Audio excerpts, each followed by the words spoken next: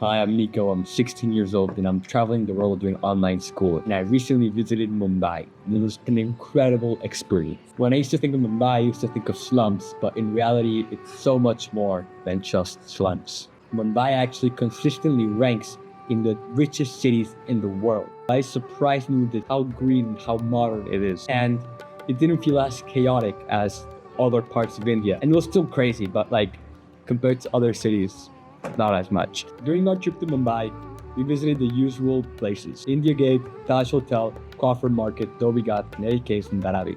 People usually associate the words Dharavi and being poor in a material sense, but the reality is different. Companies are buying the land from the people of Dharavi for millions of rupees to make apartment buildings. This makes the people rich, and these companies are also giving the people free apartments. In 15 years, Dharavi as we know it might not exist. The people of Dharavi and India in general inspire me. Their positive attitude and diligence is something to look up to. All the children I saw were happy, running around and laughing.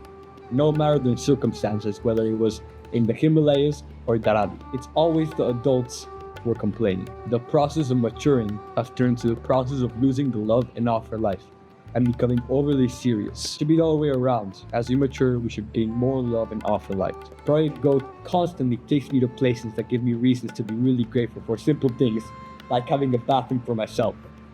I don't have any videos of this because you aren't allowed to film in the living area of Dharavi out of respect for the people, but most people don't have a bathroom in their house, so they have to share it with the whole slum. And by most people, I mean around 80% of people living in Dharavi.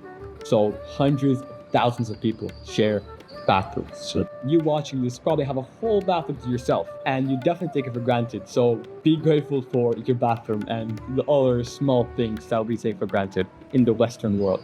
Like I mentioned before, we also went to Crawford Market, which was crazy because they have a whole section for animals, and it's like of the place where you can find anything. Like you can find Nutella and swans.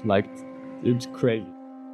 I find it crazy what we humans do to animals just for our entertainment and pleasure. We also visited a buffalo market farm, and the buffaloes looked at us wherever we went. We went left, we went right, and they stared at us. It was as if they were trying to say something, but they just couldn't speak. They can't communicate.